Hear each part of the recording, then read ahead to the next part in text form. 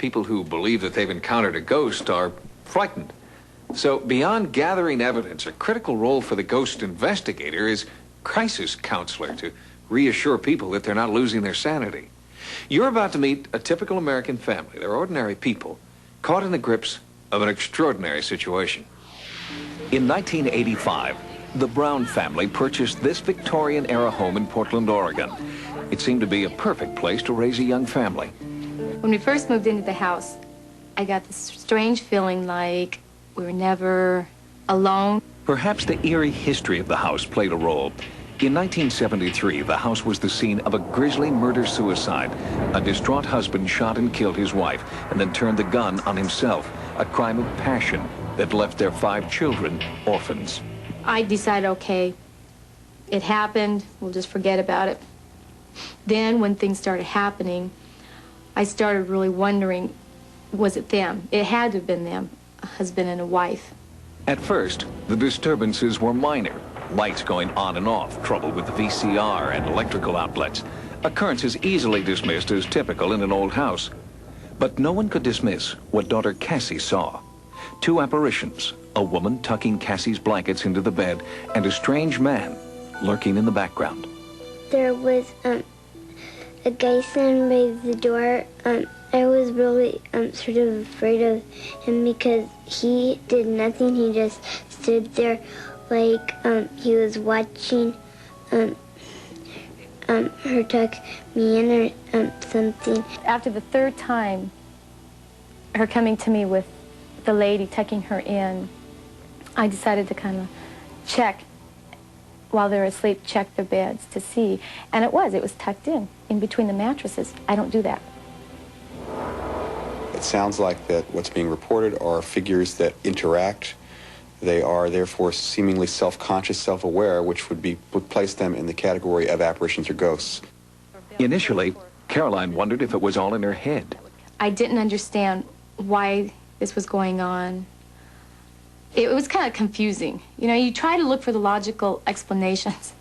And so, to me, it had to have been me, even though it was something I didn't do. And then when I started really paying attention and watching, I knew I wasn't doing it, and I knew no one else was doing it.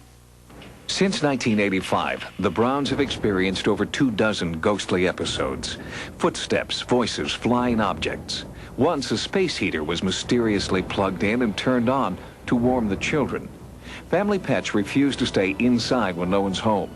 The family says much of the haunting occurs on or around the anniversary of the murder-suicide, December the 23rd. I went down to the landing and I saw someone by the Christmas tree, and I thought it was Santa. So I jumped up and clapped my hands, and they turned around and it surprised me, and they disappeared somehow. I don't know. The hall lights always left on for the kids and everything, and my door was left open a little bit. I woke up and I saw the silhouette of a man coming towards me. My first thought is intruder. I gotta get the light on, get the guns. I had to react. So I'm watching this, and we have the lights that have the rope down from the ceiling. So I'm scrambling, looking for that, keeping this sight, you know, this person in sight, ready to fight, ready to do anything I needed to do. Got the light on, it was gone. The incidents in the house have not been limited to the immediate family. I was on the 2nd floor cleaning, and I was to take some boxes of excess toys up to the 3rd floor. I was sleeping on the couch. I think it was like kitty corner from the door. I was upstairs. Kip had taken the 2 children to school, and there was no one in the house. I heard a woman shriek. I heard shouting that woke me up. I heard the steps, footsteps, fairly heavy ones, going upstairs to the 3rd floor. And then there was some movement on top of a box that was already sitting there on the floor. I saw the silhouette of a man and a woman. I haven't been alone in the house since that time. It was hard for me to, accept, because it was so real. You know, when you're so positive someone is there, and no one. Oh, no one. Very unusual. But for all the occurrences, the family has never really felt threatened. Nothing's happened that's been real negative. It's been nerve-wracking, but anything that's happened like to the kids has been positive. Sort of like taking care, you know, making sure, watching over them. Me, even though you get nervous, you just decide, hey, this is my house. I want to live here, and you deal with it. Loyd Auerbach is the co-founder of the Office of Paranormal Investigations. He specializes in helping families through haunting situations, and he recently investigated this case. This is a real interesting case because of the sheer number of witnesses that we have. The testimony from them seems very good. The folks are very, very normal. And I like their attitude that, yeah, they've been a little uncomfortable, but they're living with it and are taking control, that they have really done all the right things without us even being here to begin with, to just intuitively. Caroline's first instinct was to comfort her children and to try to eliminate the anxiety that comes with the unknown. What Cassie does to deal with her fear, we have bells hanging up. She rings this before climbing into bed. Then she comes up here, rings this bell. With the children, Auerbach stresses the importance of treating the haunting as a game.